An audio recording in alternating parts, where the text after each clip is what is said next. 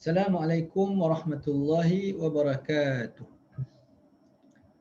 Alhamdulillahi rabbil alamin. Wassalatu wassalamu ala ashrafil anbiya'i wal mursalin wa ala alihi wa sahbihi ajma'in. Allahumma anfa'na bima 'allamtana wa 'allimna ma yanfa'una wa zidna 'ilma. Faqala asy-syaikhu asy-syarihu Muhammad Asy-Syirbini Al-Khatib rahimahullahu ta'ala wa nafa'ana bi'ulumihi fid darain. Amin. At-taharatu lughatan wa syar'an. At-taharatu lughatan wa syar'an. Wat-taharatu lughatan an-nadhafatu min wal khulusu min al-adnasi hissiyatan kanat kal anjasi أو معنوية كالعيوب يقال طهر بالماء وهم قوم يتطهرون أي يتنزهون عن العيب وأما في الشرع فاختلف في تفسيرها وأحسن ما قيل فيه إنه ارتفاع المنع المترتب على الحدث والنجس فيدخل فيه غسل الذمية والمجنونة ليحل لحليلهما المسلم فإن الامتناع من الوطء قد زال وقد يقال إنه ليس شرعيا لأنه لم يرفع حدثا ولم يزل نجسا وكذا يقال في غسل الميت المسلم فإنه أزال المنع من الصلاة عليه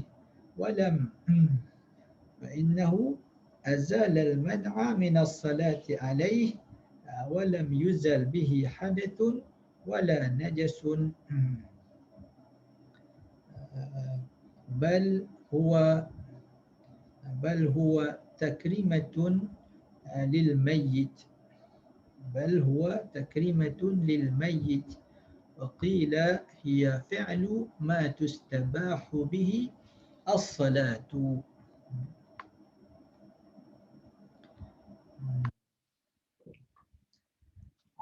Jadi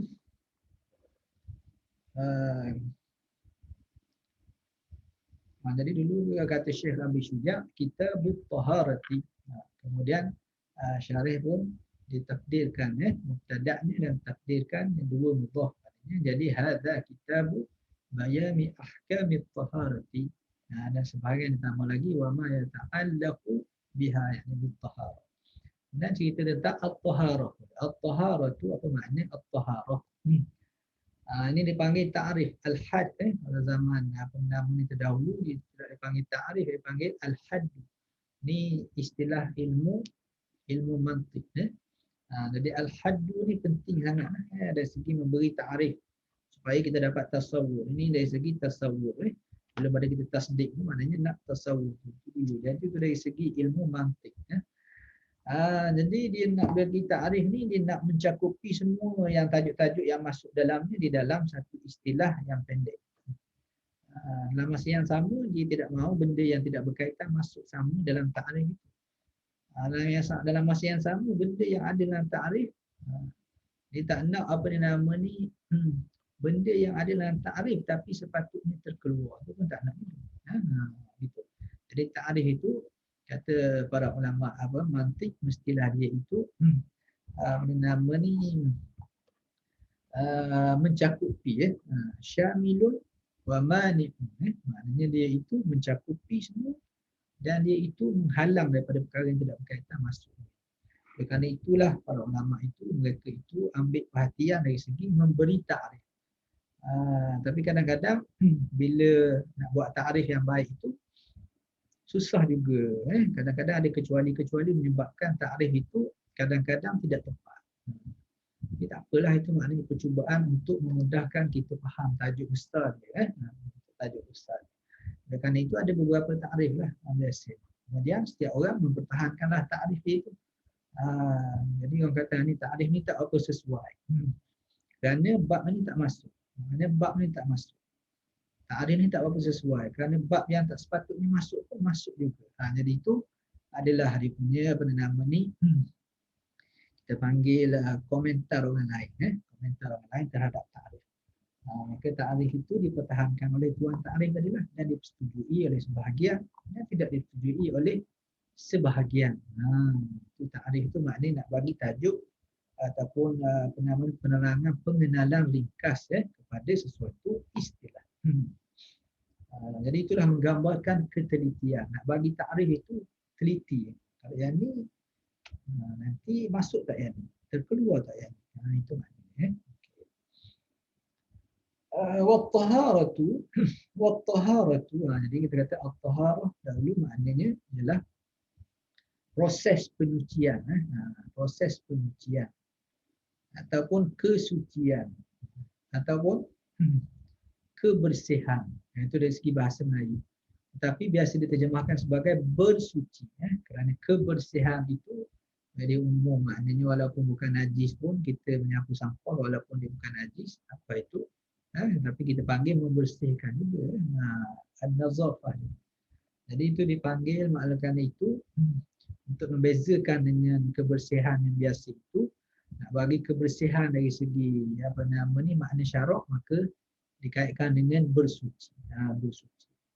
Tapi kalau kata kesucian, maka itu dia makna dia tidaklah apa nama ni membasuh najis itu tidaklah nampak kesucian, itu nampak macam membersihkan pula.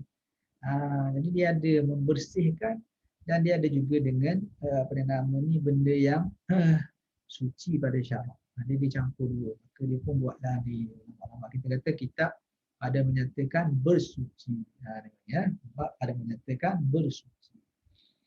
Jadi kita kata wat-taharatu bersuci itu, at-taharah, perkataan taharah itu lugatan dari segi bahasanya an-nazafatu wal khulusu min al-adnasi hissiyatan kanat atau ma'nawiyatan. Itu istilahnya.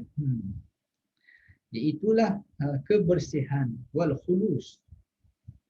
Khulus maknanya murni. Ikhlas tu kan maknanya murni, murni. Maknanya tidak bercampur dengan tujuan-tujuan lain. Ikhlas kepada Allah Taala, maknanya tidak bercampur dengan tujuan-tujuan lain. Ni wal khulusu minal adnas. Maknanya murni dia daripada segala kekotoran. Adnas jamak pada ad-danas. Ini doa orang apa kita baca dalam solat jenazah. Nama ni mandikanlah dia. Wa tahhirhu minal adnas. Itu maknanya minad danas. Ad-danas bermakna kekotoran. Kekotoran. Jadi at-taharah itu ialah kebersihan dan suci ataupun murni ia daripada segala kekotoran. Segala kekotoran. Kekotoran itu macam mana? Hissiyatan. Sama ada hal keadaan apa nama kekotoran itu hissiyah. Itu benda yang boleh dikesan dengan panca indera ataupun dia kata nampak pada mata kasar. Kanat kal anjas, seperti segala najis, segala benda yang najis. Nampaknya air kencing, nampak muntah, nampak apa nama ni, kita panggil najis lah, tahik tu najis lah, tahik. Jadi itu benda nama ni tu yang nampak. Atau ma'nawiyatan, ataupun tidak nampak dengan mata kasar atau tidak boleh dikesan dengan panca indera, tetapi ada ia diketahui dengan pemikiran. Yang mana kalau uyubi seperti segala cacat celik. Aib. Maknanya cacat celik. Kadang-kadang cacat celik itu diterjemahkan dengan perkara yang mendatangkan malu lah. Aib. Ini aib, iaitu perkara yang mendatangkan malu. Cacat celik yang mendatangkan malu. Jadi malu itu tidak termasuk dalam makna aib, tapi kesan daripada aib itu menghasilkan rasa malu. Jadi wat-taharatu itulah makna taharah. Hissiyatan kanat kal anjas. Ada dia itu nyata, hissi, berbentuk hissi, berbentuk jadi kesan di panca indera, ataupun maknawiyah. Itu maknawi itu tidak dapat dikesan dengan panca indera, tapi dapat dipaham. Dapat dipaham seperti segala cacat celah. Cacat celah ni maknanya cacat celah yang tak nampak pada mata kasar lah. Itu dia. Seperti mukanya cantik, mukanya cantik tapi bercakap kotor. Mukanya bersih tapi bercakap kotor. Ataupun bercakap kasar. Orangnya elok pakaiannya tetapi dipenuhi hasad dalam hatinya. Oleh kerana itu dia pun tidak bersih, tidak suci, tidak ada taharah pada.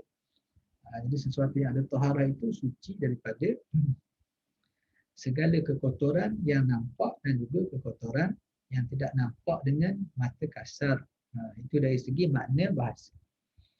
Jadi hissiyatan kanat, kita baca dia hissiyatan kanat.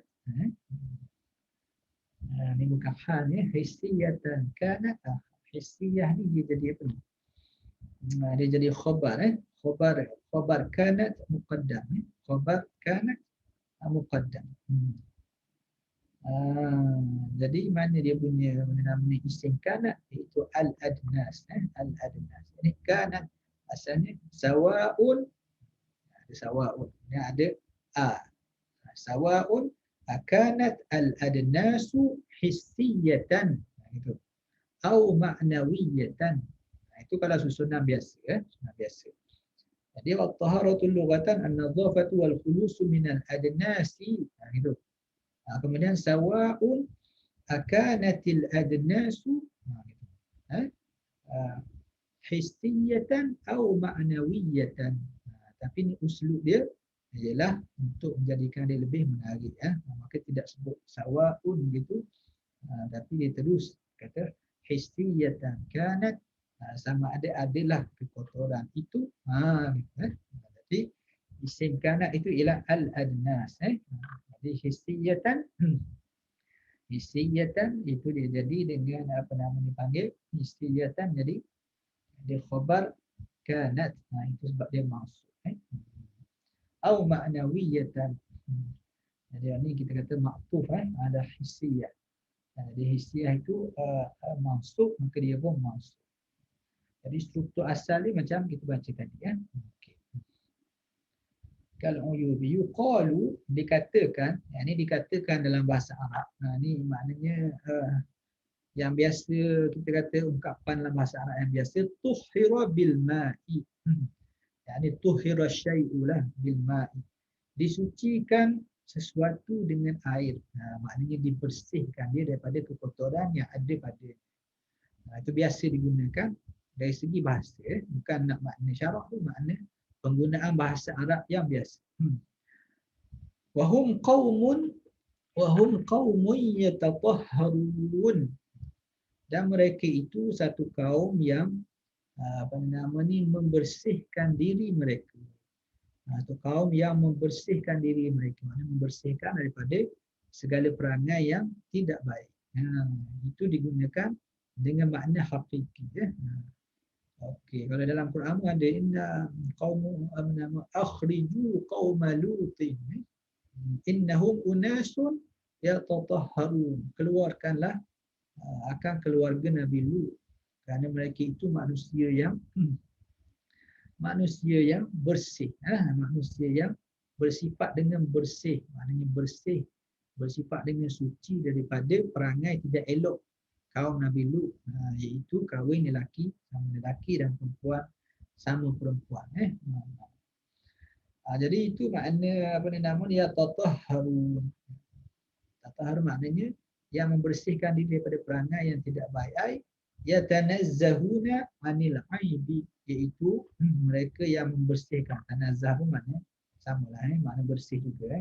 Yunazzifuna, yatanazzahuna 'anil 'aibi, yang membersihkan diri daripada, membersihkan oleh mereka itu daripada yang terbersih mereka itu daripada segala cacat celah. Itu dari segi bahasa. Dari segi syarak, jadi syarak dengan bahasa dia ada kaitan. Jarang sangat yang dari segi syarak dengan dari segi bahasa itu tak ada kaitan. Cuma kadang-kadang syarak tu maknanya lebih luas. Kadang-kadang syarak itu maknanya lebih sempit daripada makna bahasa. Itu. Kadang-kadang ada yang sedang molek ya. Elok saja dia buat gitu Okey. Jadi kita tengok dari segi makna syarak yang kita buat Wa amma fi syar'i, adapun dari segi syarak. Maknanya istilah syarak istilah syarak. Fakhtulifa fi tafsiriha, maka dikhilafkan pada mentafsirkan. Dia tafsir bermakna ta'rif fi ta'rifiha bermakna fi ta'rifiha. Dalam memberi ta'rif kepada at-taharah. Wa ahsanu ma qila fihi, dan yang seelok-elok apa yang dikatakan padanya, yakni pada mentakrif di tafsir dia pada mentakrifkan taharah itu, ini dia kata yang seelok-elok. Jadi ini adalah yang seelok-elok ni pilihan para ulama. Ini yang dipilih oleh Syekh Al-Khatib. Innahu, kata dia, iaitulah at-taharah itu, awasnya ia tafsirnya ialah takrifnya ialah irtifa'ul man'il mutarattibi 'ala al-hadathi wan najasi. Terangkatnya halangan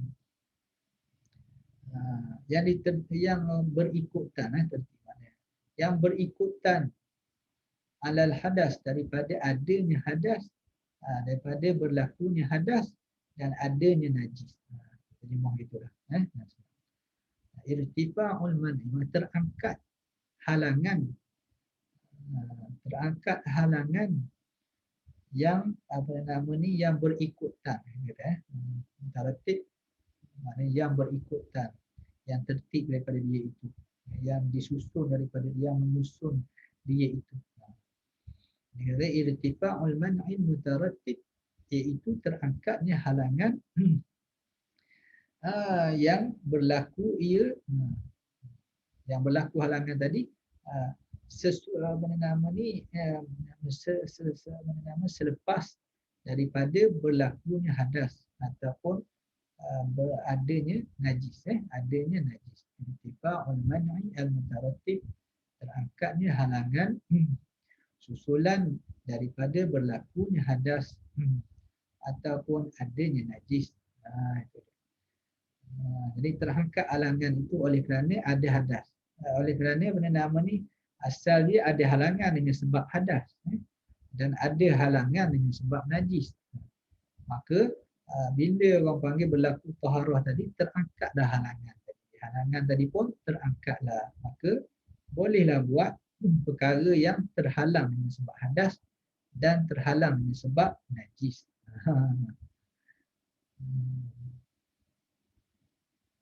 Irtifa'ul al-man', ini kena bagi contohlah bagi contoh. Biasanya diletakkan pada sembahyang pada sembahyang itu kena ada syaratnya, syarat bersih. Irtifa'ul al-man'. Jadi seorang itu tidak boleh sembahyang kalau ada hadas, dan juga kalau pada tubuh badannya ataupun pada pakaiannya ataupun pada tempat sembahyang tadi ada najis, tak boleh. Jadi najis itu menghalang seseorang itu daripada sembahyang. Begitu juga dengan hadas, hadas kecil atau hadas besar tadi menghalang seseorang itu daripada sembahyang. Jadi at-taharah itu macam mana? Proses penyucian. Ini kita panggil at-taharah dengan makna proses penyucian. Jadi proses penyucian tu yang macam mana proses penyucian? Benda nama ni dia panggil bi'tibaril wasfi, mengikut orang panggil sifat. Sifat iaitu jadi yang dikatakan kesucian itu, dikatakan bersuci itu ialah keadaan dia, sifat dia, sifat nama seseorang ataupun sifat sesuatu itu, sifat dia macam mana?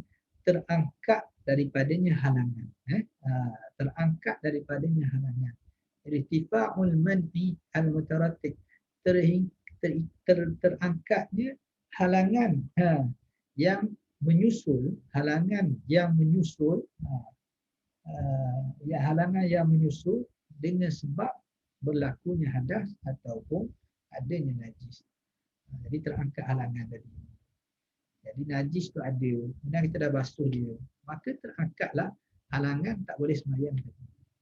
Kita ada hadas kecil, kita dah ambil air sembahyang, maka terangkatlah halangan untuk kita bersembahyang. Kita berhadas besar, kita bermandi, ya. Kita mandi, kemudian kita mengangkat hadas kecil, ya. Maka yang demikian itu menyebabkan hilang halangan untuk kita sembahyang. Baca Quran pun begitulah. Baca Quran hendak tawaf, dia mesti syaratnya mesti suci, mesti suci. Jadi bila begitu kita yang kata taharah itu, yang kata bersuci tadi ialah orang yang suci itu, yang ceritanya ialah tentang orang yang bersuci. Keadaan macam mana, sifat macam mana, sifatnya terangkat halangan tadi. Susah juga nak terang dia. Tapi saya faham makna dia tu. Itu makna dia. Itu makna bi'tibaril wasfi.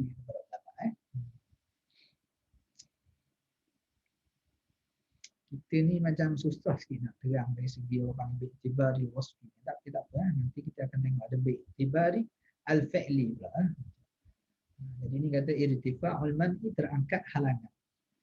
Jadi bila dibagi takrif begini, irtifa'ul man'i mutarattib 'ala al-hadathi wan najas, iaitu terangkatnya halangan halangan susulan daripada berlakunya hadas atau adanya najis. Dia pakai takrif ni, fa yadkhulu fihi ghuslu dhimmiyati wal majnunati. Maka termasuk juga ialah mandi wajib, ghuslun. Jadi biasa pakai ghuslun, ghasala yaghsilu, ghaslan wa ghuslan. Jadi ghaslan ni maknanya basuh, ghuslun ni maknanya mandi. Kalau ikut dari segi bahasa sama saja, ghuslun boleh, ghuslun boleh. Tetapi dari segi makna yang muta'arraf pada huruf fuqaha Syafi'iyah, pada huruf fuqahanya, kalau kata ghuslun maknanya basuh, basuh najis. Kalau ghuslun itu maknanya bukan basuh, itu maknanya mandi. Jadi di sini ialah ghuslun dhimmiyati, mandi orang kafir zimmi. Orang kafir zimmi dia mandi. Wal majnunati,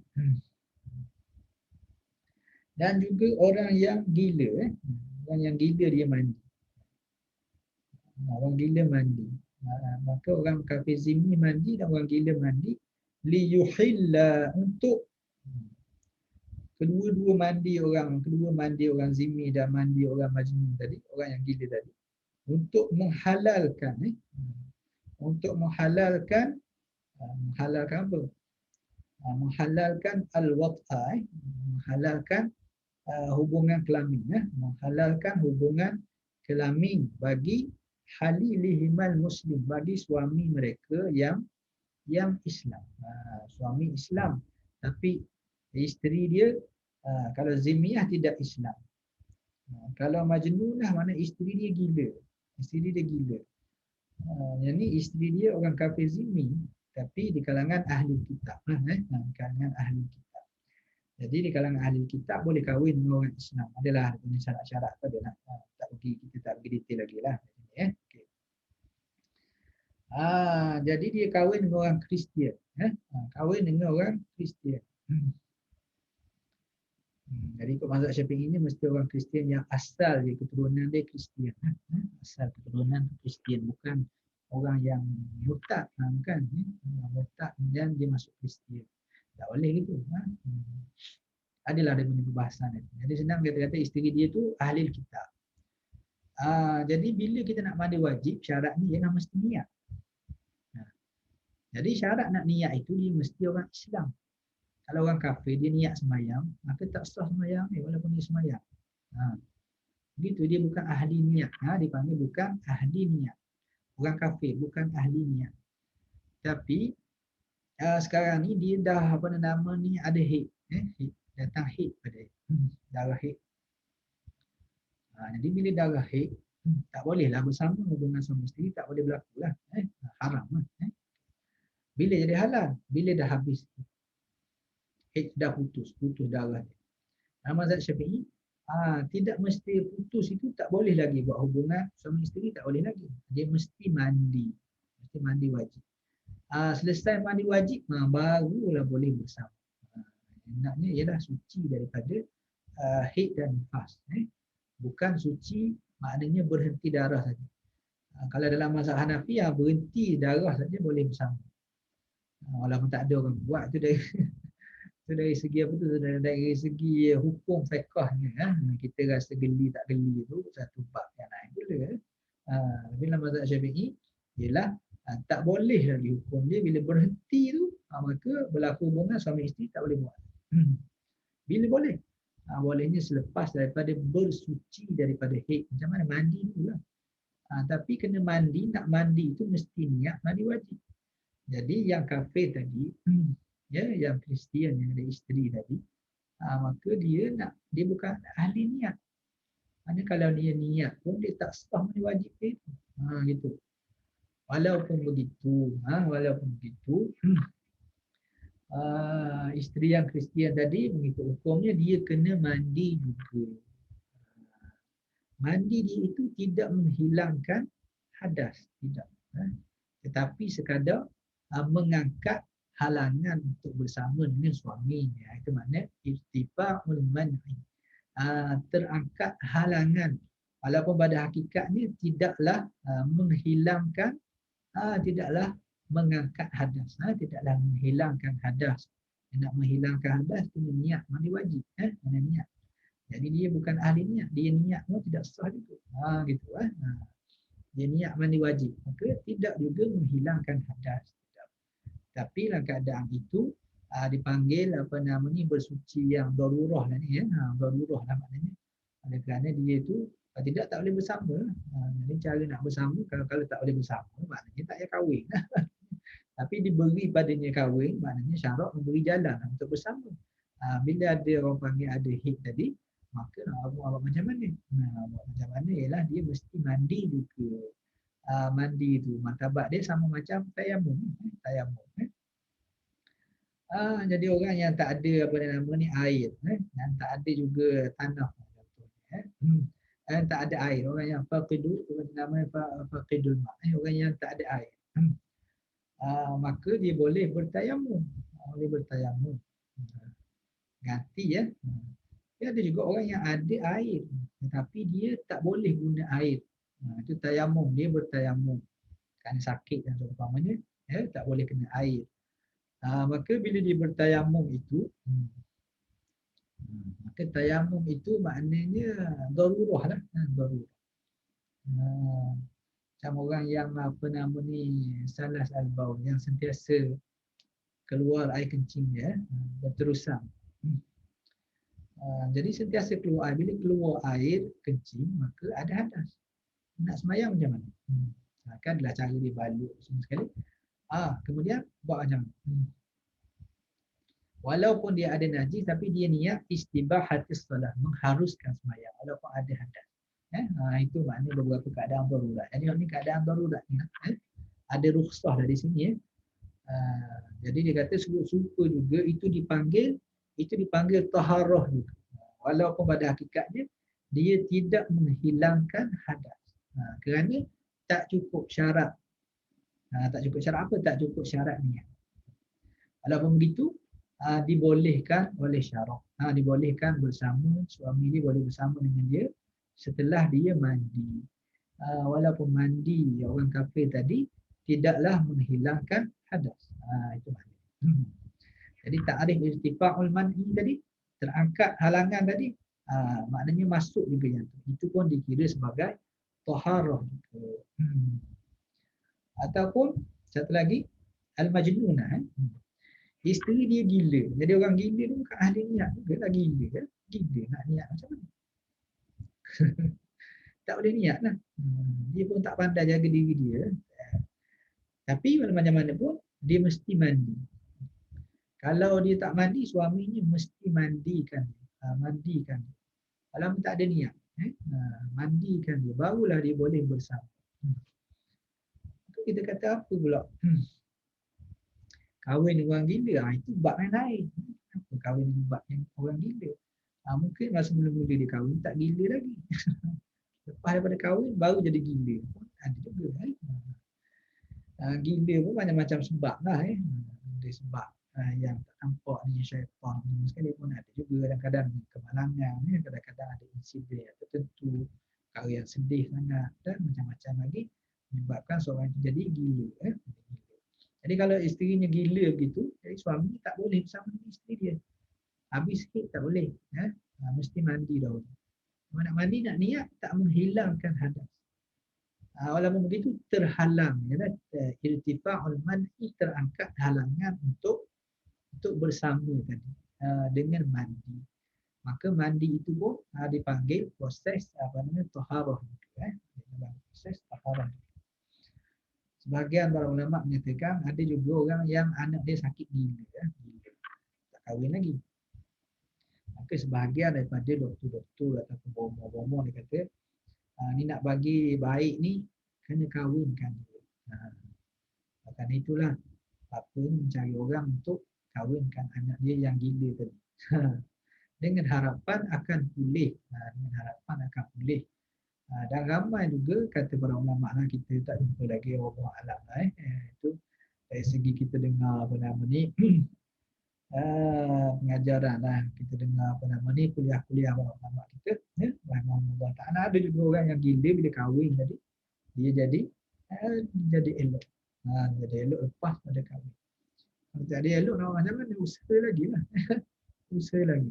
Tapi kalau nak bersama dengan isteri yang gila tadi, mesti mandi. Mesti mandi juga. Jadi mandi isteri yang gila tadi, itu pun dikira menyucikan dia. Menyucikan dia, apa nama ni, dikira masukkan istilah bersuci juga. Walaupun bukan benar-benar menghilangkan, walaupun dia tidak menghilangkan hadas. Kerana tak ada niat.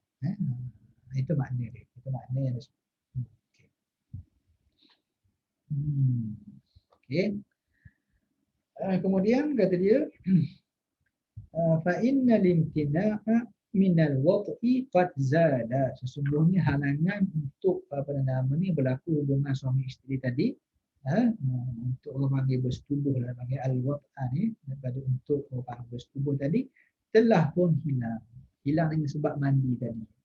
Walaupun mandi itu kalau ikut takrif betulnya ialah tidak menghilangkan najis. Masyhurnya ialah raf'u hadatsin, raf'u hadatsin atau izalatu najasin, kata Imam Nawawi. Raf'u hadatsin, mengangkat hadas, wa izalatu najasin, dan orang panggil menghilangkan najis, atau ma fi ma'nahuma, ataupun yang dengan makna kedua-duanya, dengan makna dengan makna menghilangkan hadas atau menghilangkan najis. Ini tak masuk ni. Yang gila dengan yang orang panggil azimiyah, wa ala suratihima, dan di atas kelakuan yang serupa macam orang panggil menghilangkan hadas dan juga menghilangkan najis. Seperti mandi sunat. Itu sama tu. Bila mandi sunat dia bukan menghilangkan hadas, bukan menghilangkan hadas. Tapi ta'rifnya termasuk dia itu di dalam proses taharah juga. Itu dipanggil dia itu telah bersuci juga. Walaupun dia tidak menghilangkan hadas. Itu sunat saja. Itulah yang nak bagi ta'rif tu, nak masukkan yang sunat dan nak masukkan beberapa keadaan darurah. Oleh kerana itulah ada perbezaan ta'rif. Kalau dari segi asalnya, ialah macam kata Imam Nawawi itulah, itu yang asas sekali, asas sekali, iaitu raf'u hadatsin wa izalatun najasin, mengangkat hadas dan menghilangkan najis. Itulah yang dipanggil taharah. Tapi kalau kita berhenti sekadar itu saja, maka tak masuklah yang apa nama ni yang isteri yang gila dan isteri yang zimmi tadi, tak masuklah. Tak masuklah salas al-baul apa tu semua sekali tak masuk. Jadi nak bagi masuk kena bagi ta'rif. Maka ta'rif irtifa'ul man'i mutarattib ini terangkat. Yang ni biasanya apa yang terangkat? Terangkat apa nama ni, halangan. Terangkat halangan apa? Halangan untuk bersama dengan isteri dia bila dah mandi tadi, walaupun tidak hilang hadas. Waqad yuqalu, dan dikatakan juga, dan ada juga dikatakan, waqad yuqalu, dikatakan oleh sebahagian para ulama, innahu laisa syar'iyyan. Mandi zimmi tadi, zimmiyah dan juga majnunah tadi, laisa syar'iyyan, bukan ada kira mandi dari segi syarak. li'annahu lam yarfa' hadathan wa lam yuzil najasan. Yuzil azala yuzilu. Jadi bila masuk lam hilang huruf ya tadi kerana iltiqa'us sakinain. Jadi yuzi wa lam yuzil. Asalnya azala yuzilu, ada apa huruf ya situ kerana dia majzum sekarang ni walam yuzil najasan. Kerana ia tidaklah mengangkat hadas dan tidaklah menghilangkan najis. Mandi orang majnunah dan juga mandi orang yang dhimmiyah tadi. Kerana itu dia bukan mandi pada syarak. Ini kata sebahagian. Dan ini bukan kata yang muktamad, yang tidak kuat. Pendapat ini tidak kuat. Kerana dia dikira mandi yang syar'i juga. Mandi yang syar'i saja, bukan mandi adat saja. Mandi syar'i. Kalau kata innahu laisa syar'iyan, maknanya mandi macam mana? Jadi maknanya itu mandi dari segi adat saja. Tidak diiktiraf pada syarak. Tapi kata dia ini pendapat tidak kuat. Pendapat yang muktamadnya ialah mandi yang begitu dikira mandi yang mengikut syarak. Bersuci yang mengikut syarak. Macam mana yang mengikut syarak? Kerana kerana apa? Kerana telah terangkat halangan. Ada segi takrif ya. Halangan untuk bersama telah terangkat. Kalau lagi dia tidak mandi, maknanya pada syarak tidak mengizinkan untuk suaminya untuk bersama dengan dia. Kerana itu dia pun merupakan taharah panggil syar'iyah. Taharah syar'iyah. Wa kadza yuqalu fi ghuslil mayyitil muslim. Begitu juga dengan hal keadaannya memandikan mayat orang Islam. Jadi mayat ni dia apa nama ni, bila mayat dia tidak jadi najis, tidak ada najis. Dan mayat ni tidak junub, tidak junub. Jadi mayat tapi dia dimandikan juga, mandi. Jadi pasal apa mandi ni? Fa innahu azalal man'a, sesungguhnya mandi mayat itu, maknanya apa nama ni? Azala fa'il dia ialah ghuslul mayyit lah. Okey, fa innahu sesungguhnya memandikan mayat itu azalal man'a, menghilangkan halangan minas salati alaihi, menghilangkan halangan untuk kita bersembahyang ke atasnya mayat tadi. Walam yuzal, bukan yuzil, yuzal ya. Alam yuzal bihi hadathun. Hadathun tu jadi naib fa'il. Jadi asalnya yuzalu. Yuzalu ada alif lah, kerana ini mabniyun lil majhul. Walam yuzal bihi hadathun, dan tidaklah dihilangkan dengan mandi itu oleh hadas. Pasal mayat itu tidak dikira berhadas.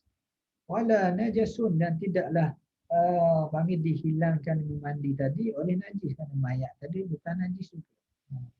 Bal huwa takrimatun lil mayyit. Bahkan mandi mayat itu kerana memuliakan mayat tadi.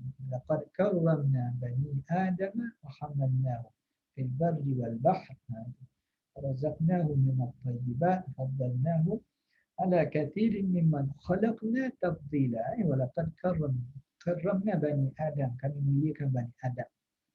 Jadi kami muliakan bani Adam termasuk antaranya ialah bila dia mati dia tidak najis.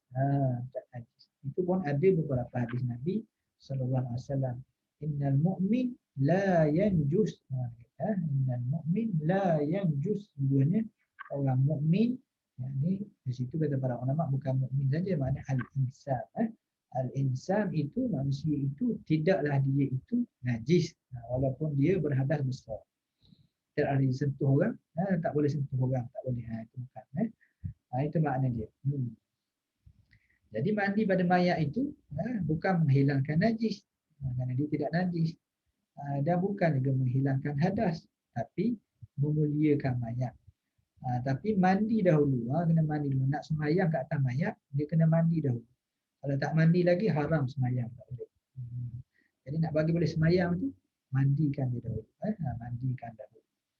Mandikan dia kemudian barulah sembahyang. Orang yang mati syahid, kita tak mandikan dia. Bila tak mandikan dia, maka kita tak sembahyangkan. Tak sembahyang. Itu orang panggil kerana memuliakan bagi mayit. Mazhab Syafi'i ini adalah khilaf mazhab tu adalah. Okay. Itulah kerana pakai takrif ni. Bila pakai ta'rif ini masuk sekali di dalam ta'rif irtifa'ul man' al-mutaratib ala ala ala ala ala al-hadathi wan najas, masuk juga ialah mandi dhimmiyah dan mandi orang majnunah untuk menghalalkan hubungan dengan suaminya.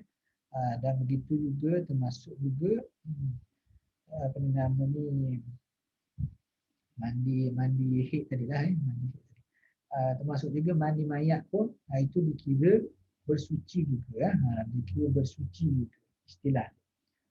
Waqila dan kata qila, qila ni maknanya ini pandangan Syekh Syabini lah. Ini ramai juga para ulama pakai ta'rif, iaitu memakai ta'rif perbuatan-perbuatan yang membawa kepada bersuci, cerita tentang perbuatan. Irtifa'ul man'i tadi, itu cerita tentang kesan kesan daripada perbuatan ini menghasilkan satu sifat.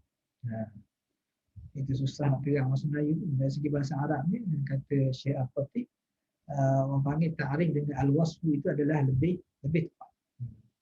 Ta'rif dengan al-fi'lu ni, ini ta'rif ini ialah majazi. Ta'rif yang orang panggil hakiki pada taharah ialah ta'rif berbentuk al-wasfi, al-wasfi datang tadi, irtifa'ul man. Ini dikira dari segi perbuatan, segi perbuatan. Perbuatan-perbuatan yang menghasilkan bersuci. Bila terhasilnya, bila buat perbuatan itu terhasillah kesucian, terhasillah kesucian. Jadi kesucian itulah apa nama ni ta'rif al-wasfi, ini ta'rif al-fi'li. Ia at-taharatu, kata taharah itu ialah fi'lu ma tustabahu bihi shalah. Ialah perbuatan yang mengharuskan dengan perbuatan itu akan sembahyang. Sembahyang. Jadi dia bagi semayang. Sebab yang lain akan ikut dia semayang. Semayang lah yang ketat sekali dia punya syarat bersuci. Itu kalau boleh semayang, yang lain pun boleh lah. Itu makna. Tapi kalau yang lain boleh, tak mesti semayang boleh lagi. Hiya fi'lu ma tustabahu bihi shalah. Perkara perbuatan yang diharuskan dengannya semayang. Tengahnya tambah lagi, tak padan lagi. Haitsulah murakhsah. Di sana dengan tidak ada rukhsah lah yang menyebabkan dia tak buat begitu. Jadi apa yang mengharuskan sembahyang tadi, iaitu kita berwudu ataupun kita mandi wajib ataupun kita menghilangkan najis ataupun kita bertayamum. Itulah perkara-perkara yang mengharuskan kita bersembahyang. Kemudian adalah diberi beberapa takrif lagi. Yang masyhur juga dalam kitab yang lain ialah takrif Ibn Hajar, Ibn Hajar Al-Makki, Ibn Hajar Al-Haytami rahimahullah ta'ala. Kata dia, ibahatu huwa ibahatu as-salati walau min ba'dil wujuh au ma fihi thawabun mujar. Itu perkara yang mengharuskan juga. Ibahah maknanya membolehkan, sama juga dengan tustabahu lah, maknanya mengharuskan. Perkara yang mengharuskan sembahyang walau min ba'dil wujuh, walaupun perkara yang mengharuskan itu ada banyak rukhsahnya, seperti tayamum, seperti tayamum. Mana nama ni, au ibahatu, tadi ibahatu salat, au ibahatu ma fihi thawabun mujar, ataupun mengharuskan perkara yang boleh mendatangkan nama pahala saja. Dia tidak menghilangkan hadas, tidak menghilangkan najis, tapi mendatangkan pahala. Ini nak masuk pada apa tu?